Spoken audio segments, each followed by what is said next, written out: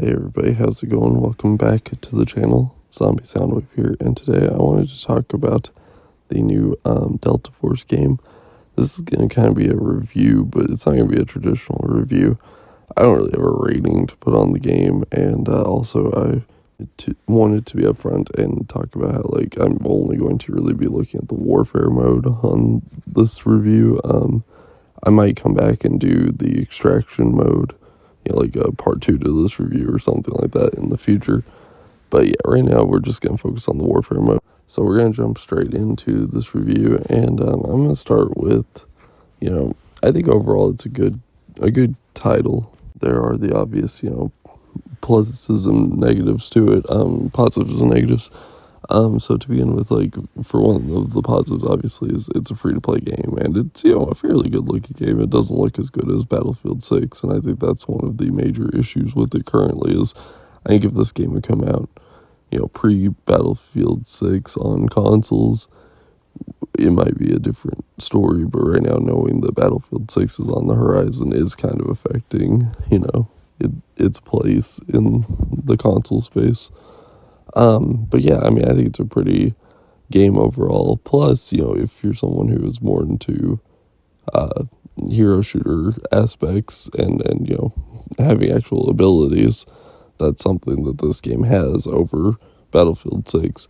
And in a way, I think that's something that I like in gaming, more than just straight up realism. But I still think I'm probably a little higher on Battlefield 6 than I am this game. Also, to add to that, to move away from the graphics and, just general gameplay, or to move into the gameplay, I guess, stability is pretty good on Delta Force. I don't think I've really had any crashes or any, frame rate problems. I think I've had a frame rate tracker, and it stayed pretty consistently 60. It drops under 60, but not enough or, often enough that it's an issue.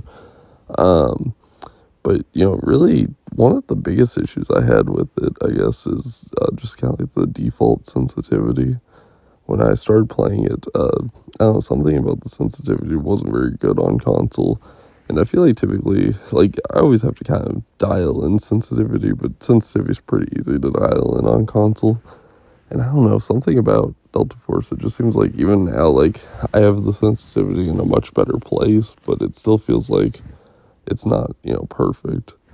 So that's kind of an issue. Is I feel like I've had some issues with, just kind of little systems like that with Delta Force. But overall, I'm pretty happy with, the gameplay in general. And I think the levels are pretty good. So on top of that, I guess next we should talk about levels. I've been pretty happy with levels.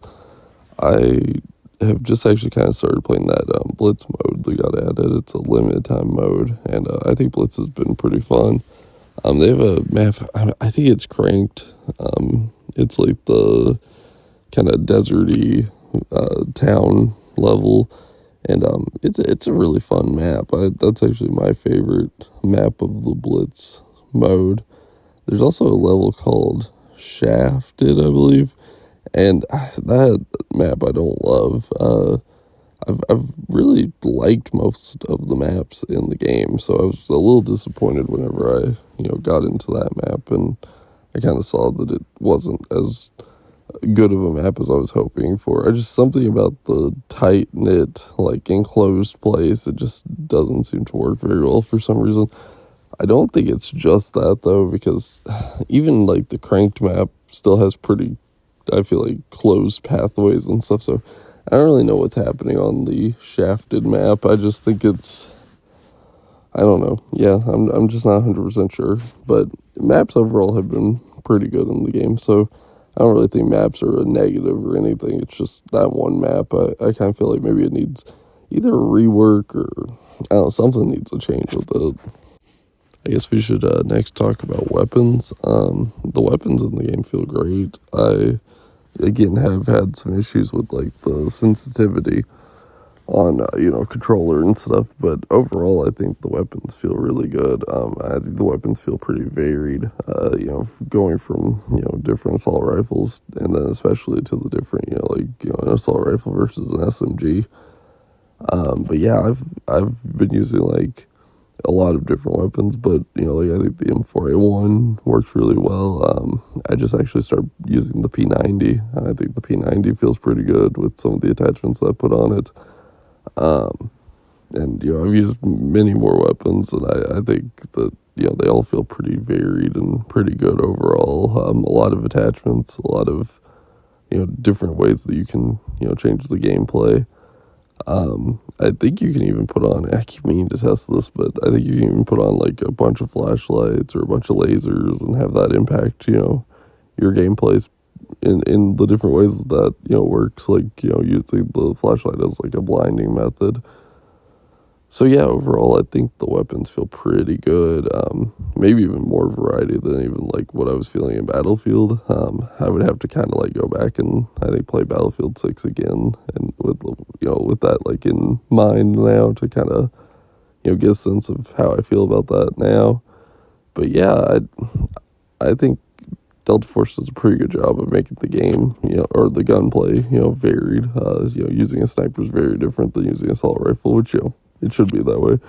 But even I think assault rifle to assault rifle, it feels kind of varied. So overall, I think Delta Force is a pretty good game. I am curious to see like where it sits in the future going forward. I think it's got kind of an uphill battle against Battlefield 6 coming out this year.